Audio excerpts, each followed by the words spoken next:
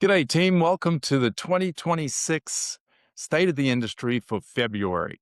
I'm excited to share this information with you about what's going on nationally and then, of course, ultimately what's impacting us on a local level.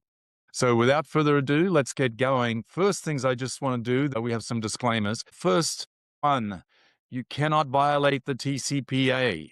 Please, please, please follow the law. The Telephone Consumer Protection Act forbids everyone, except politicians, from calling anybody on the do not call list. So if you are on the phone calling people, make sure that you are scrubbing those numbers against the do not call list. Also, I just want to say, commissions are negotiable and we do not violate fair housing or the canned spam. And oh, by the way, anytime you're using AI, understand that AI doesn't always get it right. So we've got our disclaimers out of the way. So let's take a look at what's going on in the market. Now, there are three key metrics that ultimately drive the economy.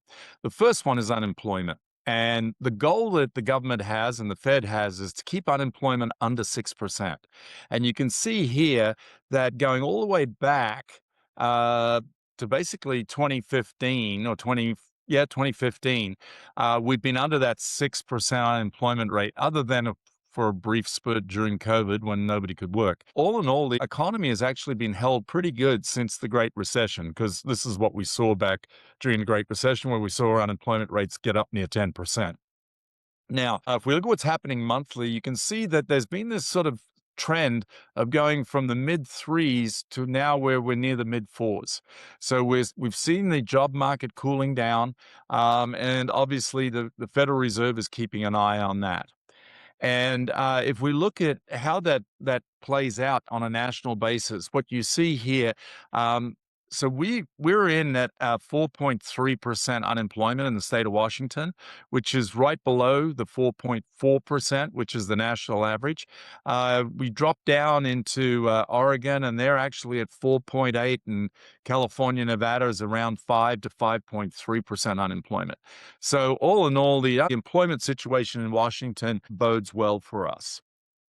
Now, the second key metric that the Fed and the government look at is what we call GDP, or gross domestic product. Now, the goal here is to have GDP growth of at least 2%. 2% is considered strong, healthy growth for our country.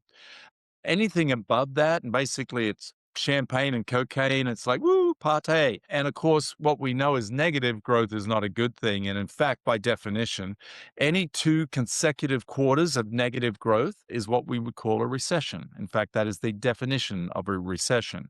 So you can see we had a recession back at the beginning of 2020, and of course we know why, and that was COVID. Interestingly, the first two quarters of 2022, we saw negative GDP growth.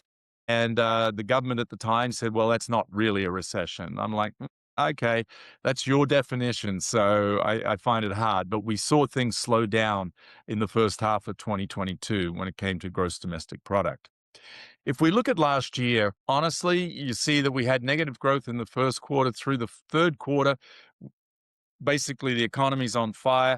Unfortunately, those numbers aren't necessarily really telling. And the reason being is that the numbers are artificial based on the way industry and importers and exporters have responded to the tariffs that have been levied.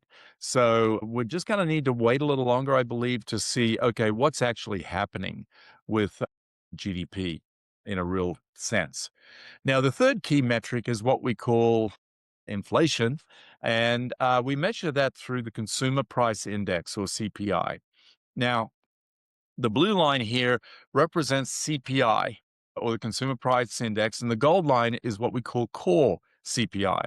Now, the difference between those two is in core, we strip out energy and food. And the reason for that is that typically energy and food tend to be volatile. And if there's a hurricane in the Gulf and they have to close down some refineries in Louisiana, guess what? We see price of gas spike. If there's a flood in the San Joaquin Valley in California, boom, all of a sudden strawberries and lettuce are more expensive, right? So they strip that out to try and get a better sense of it. And you can see that we've done a fairly good job over the years of maintaining that low inflation rate. We saw it peak back in 06, 07, which of course was right before the the market crashed in '08, and you saw what happened there to inflation. Now, if you go fast forward to 2020, of course, we went into COVID, and then we came roaring back. And that was why the Federal Reserve raised the rates on the federal funds rate from basically zero to five and a quarter to five and a half in less than a year. And it was to get a handle on that massive growth of inflation. Now, the goal is to get it back down to this pink dotted line here, which is the 2% rate. You can see that inflation's being a little bit stubborn and is not getting there.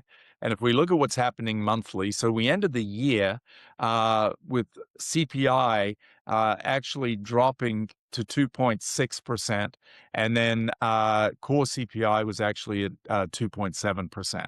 So still not where it needs to be, and that is the reason why we saw the Fed maintain rates and not cut rates in January. Now, here's the thing, right? If we look at government spending versus government income, the red line is outlays or spending, and the blue line is tax receipts or income. Now, what you notice here is that our country is spending more than we're actually taking in.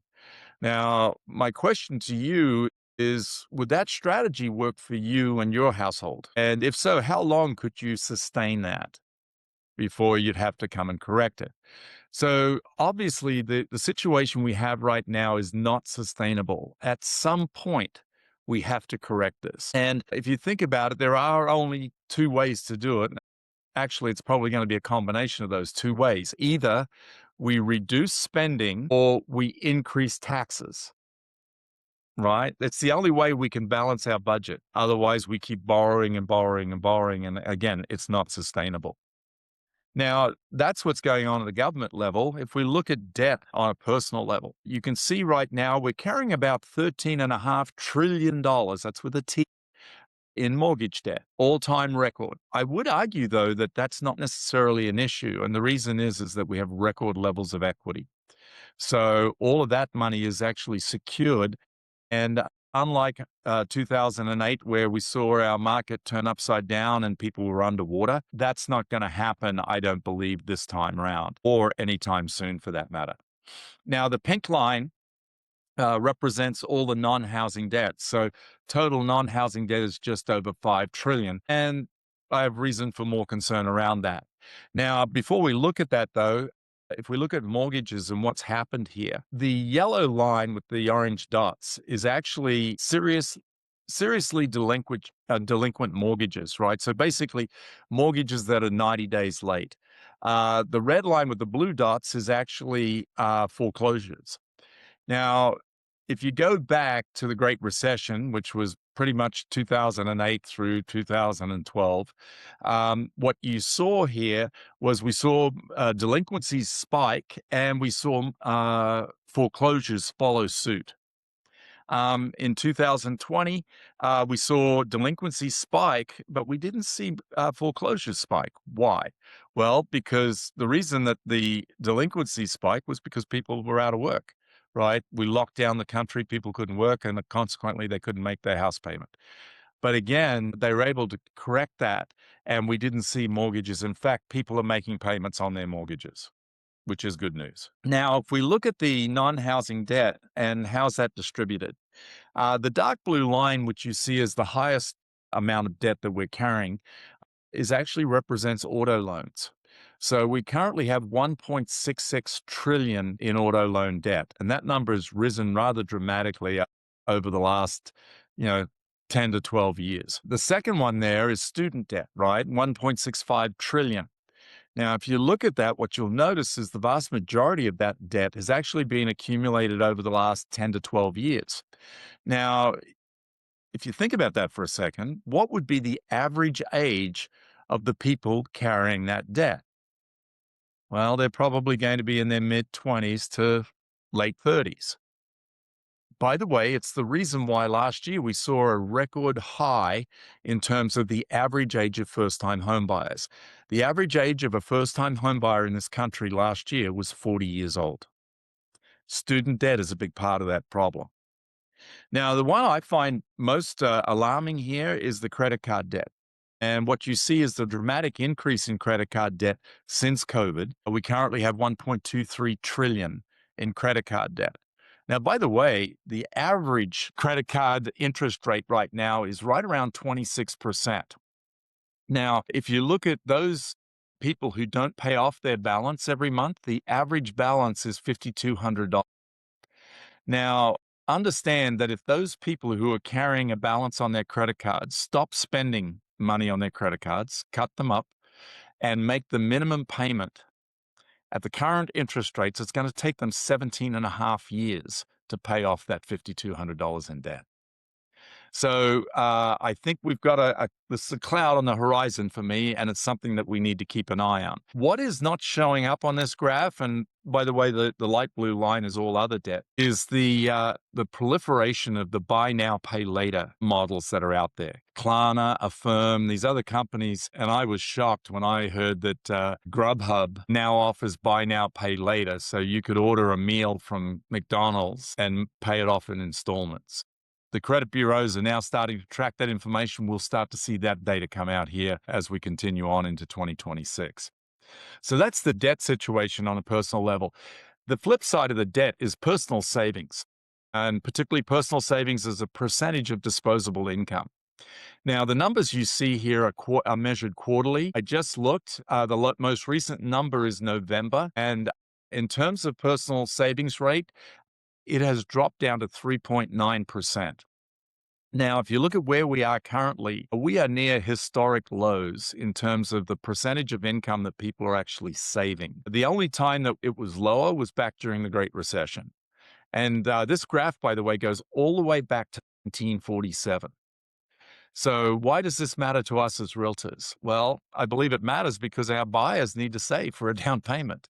And if they don't have that money or they're not saving that money, and there's been a lot of research into this, right? And we're seeing these younger generations, these Gen Zs and Gen Xs, who are uh, basically looking and saying, maybe the American dream is not for me. Maybe home ownership is out of my reach. You know what? I'm just going to focus on experiences. And I'm willing to spend my money on that, knowing that I'm probably going to be a renter for the rest of my life.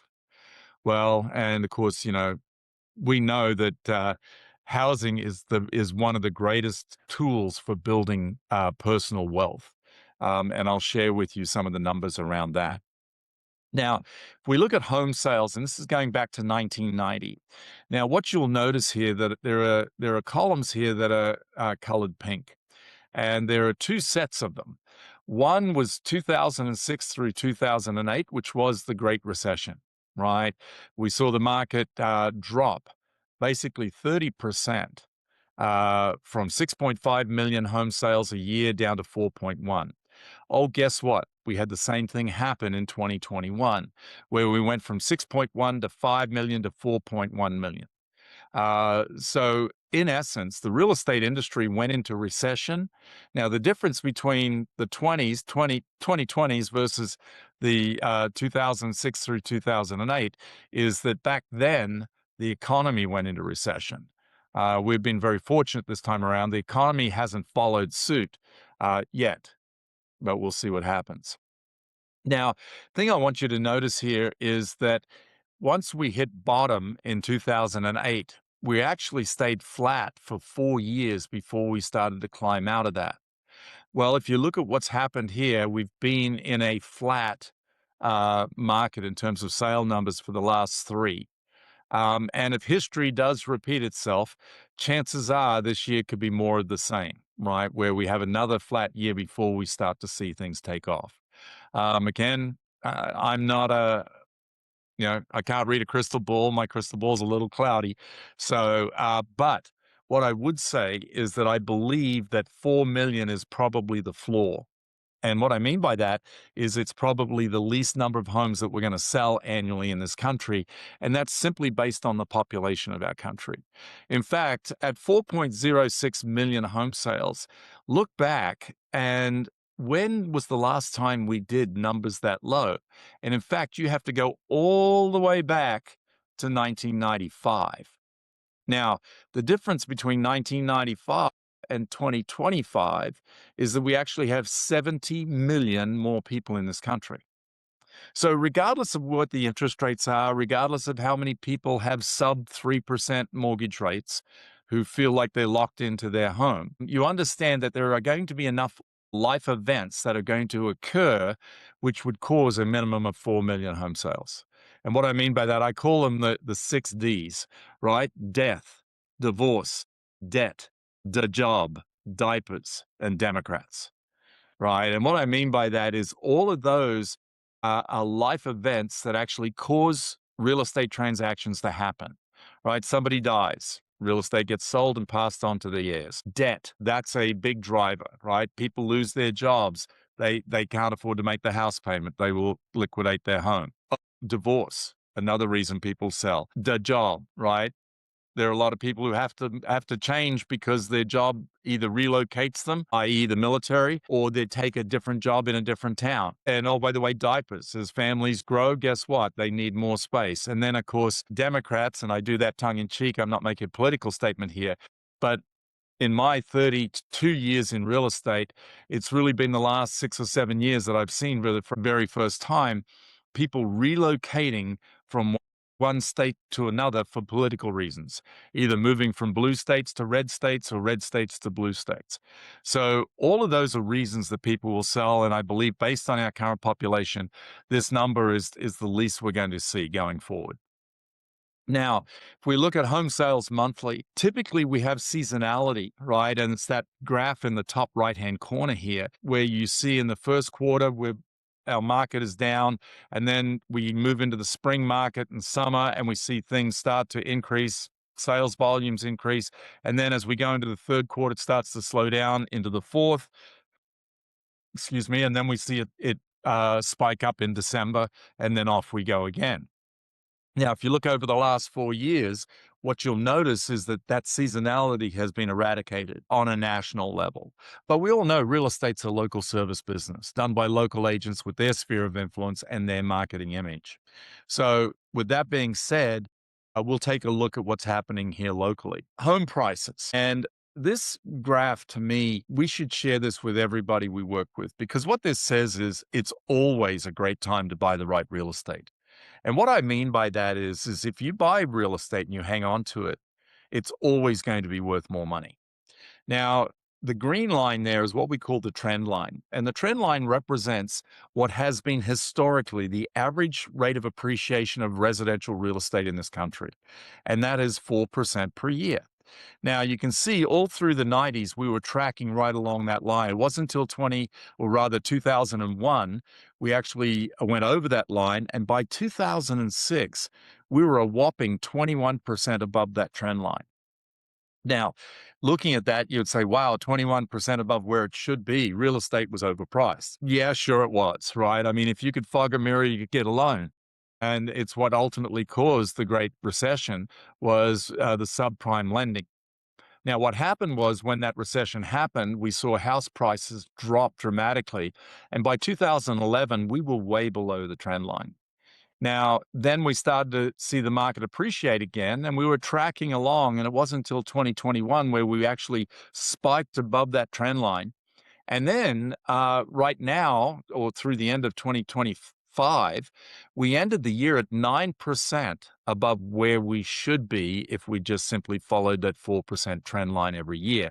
In fact, if appreciation stays at the same level, we're probably going to hit the trend line by the end of 2027. Now, um, so my question to you, how many of you wished you'd bought more homes in 2006 that you still owned today? See, even if you'd purchased homes in 2006, if you hung on to them, by the way, by the time you got to 2015, you'd got your value back. But what would those homes be worth today? See, it's always a great time to buy the right real estate. Just hang on to it. Now, trying to time the market, that's a different deal. That's speculation. If you look here, what you'll notice is that we're seeing the market, it fluctuates annually. There's seasonality to it, but we're not seeing the appreciation that we saw back in the early 20s. So now it's just sort of fairly flat, but it is still indeed appreciating. Inventory, of course, has been one of the big challenges that we've had in our industry over the last number of years. In fact, you need to go back all the way to 2011 to see where we had more inventory than we had buyers for that inventory. Now, the blue dotted line that you see here is what we would consider 6 months worth of inventory, which traditionally has been viewed as a balanced market. I think it's more than just 6 months. I think it's probably a band of between 5 and 7 months. So anytime you're in that 5 to 7 months range, you're in somewhat of a balanced market. Anything less than 5 months would be considered a seller's market. Anything more than 7 months would be considered a buyer's market. Now, you can see we've had this long protracted period of being in a seller's market. Now, for those of you who've been in real estate 10 years or less, welcome to a new reality, right? As we see things start to switch into a balanced market. We're not yet in a buyer's market. But if we do go into a buyer's market, you're going to have to learn some new skills. Now, again, looking at what's happening from an inventory standpoint on a monthly basis. And you can see here, last year, we had the most inventory we've had in over 4 years. We peaked out in June with 4.7 months worth of inventory. And again, there's seasonality, right? A lot of people take their homes off the market during the winter, and we start to see them come back on again in the spring.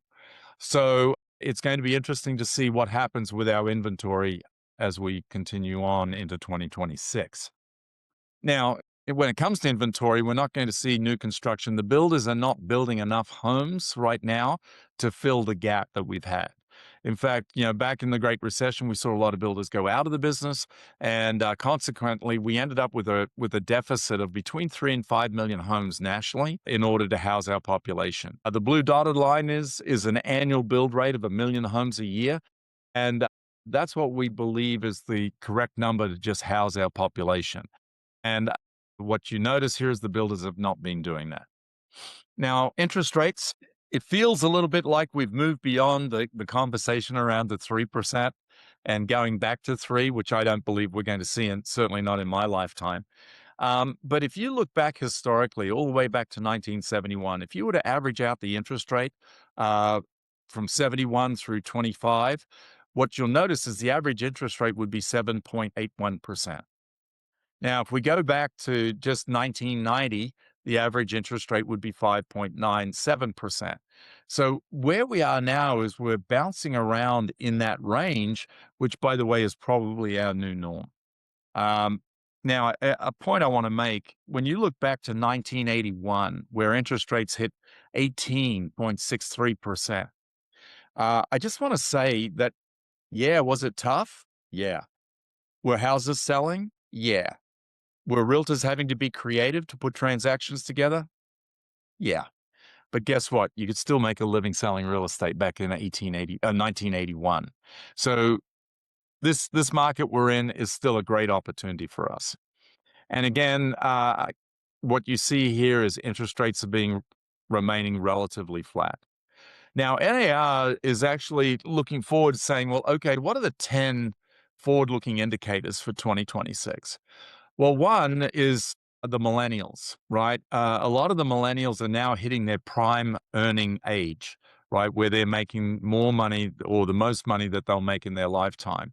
And that income growth and job growth will ultimately lead strengthened migration, right? People moving in and out of markets, which drives real estate. And also, we should start to see an alignment between the price of listings and income, right? So making homes a little more affordable and allowing more people to buy into it.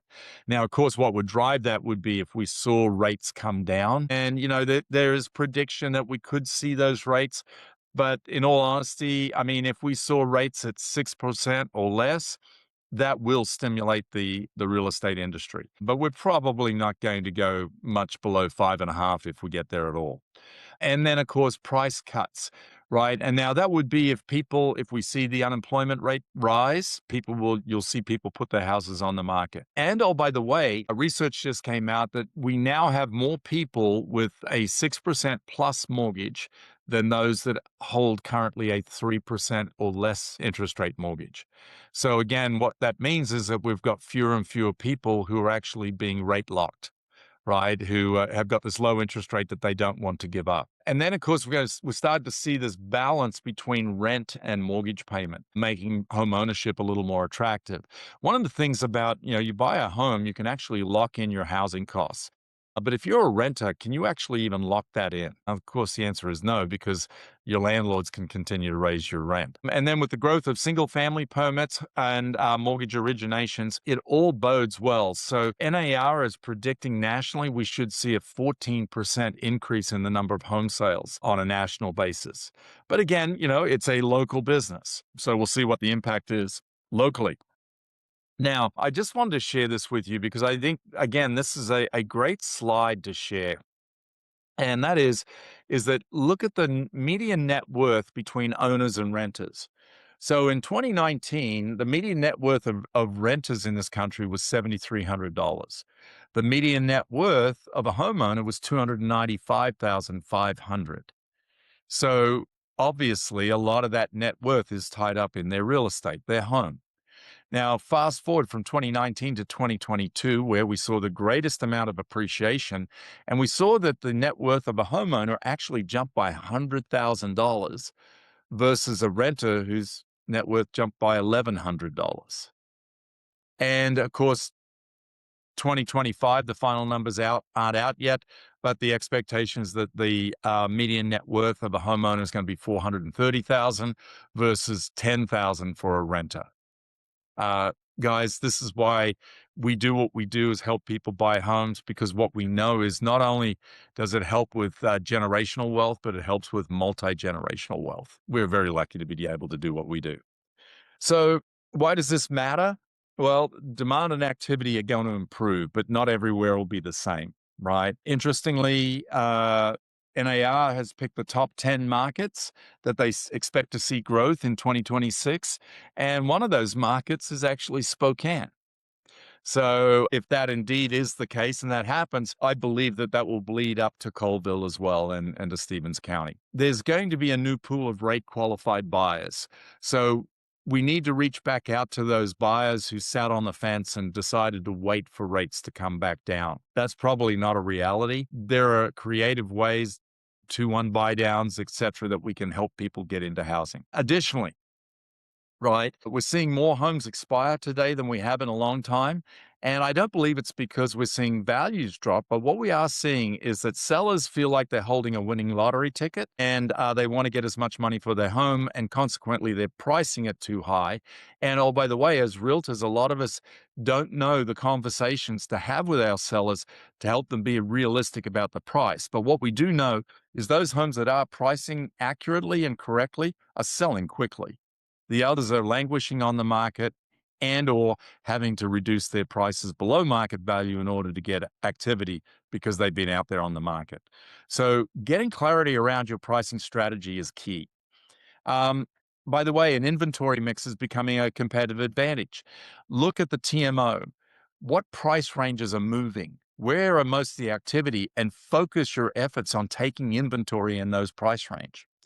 And then, of course, look at the migration patterns. Where are people moving from to Stevens County? Where are the people in Stevens County moving to? Right? Go build relationships with agents in those markets and foster agent to agent referral business, massively profitable business. Now, let's take a look at what's going on up in your neck of the woods. So if we look at pricing, now this is the median price, and what you see here, the red column is the active listings, the blue is under contracts, and the green is sold.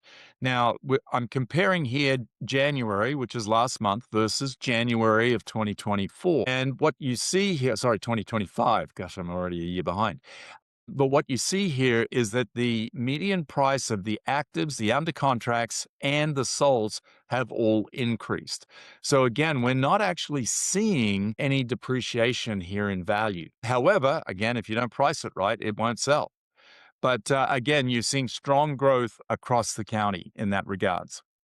Now, if we look at supply and demand, now remember when we looked at the graphs for national, we saw the seasonality had basically been beaten out of the market. That's not the case in Stevens County. You can see seasonality, certainly with the inventory, right? We see it spikes, and you can see 2025 inventory was significantly bigger than it was in 2024. But if we compare January to January, what you'll notice is that active inventory is actually down a little bit. which is somewhat surprising considered the winter we've had this year. Under contracts are also down, and so are souls. So you can see the numbers there: 173 single family houses for sale in Stevens County, 23 went under contract, and 15, or is that 16? 15 actually closed. Now, of course, those numbers are houses. So each one of those numbers represents double. So the 15 that closed represent 30 sides. So, how many do you need in order to meet your goals? So, whatever number you tell me, I guarantee you they're in that list. So, this is not about you getting your fair share of the market. This is about you getting your unfair share of the market. Now, if we look at supply and demand, right, month supply of inventory, you can see that that number has jumped rather dramatically in the last 12 months. So last January, we had 3.3 months of inventory. So based on the current rate of sale, if no more inventory came on the market, it would take 3.3 months to sell that inventory out. January of this year, we're actually at 5.8. So we're moving up into that balanced market, right? And the thing about a balanced market is neither the sellers nor the buyers have the upper hand in negotiations. So developing your skill set around negotiation is an important value that you get to bring to your clients, both buyers and sellers. If we look at days on market, there has been an increase in days on market, basically from 58 days to 88 days. So, with that being said, how does that impact your conversations with your sellers and your buyers? So, what this tells me is that the average days on market is 88 days. So, what that means is half of the homes sell quicker than that, the other half take longer than that. So, if I'm showing a buyer and the home has been on the market 90 days, does that mean that there's necessarily anything wrong with that property? Well, of course, the answer is no. It's just been on the market for an average amount of time. Now, by the way, the fact that market times are now a month longer, do you think that might impact the conversations you have with your sellers?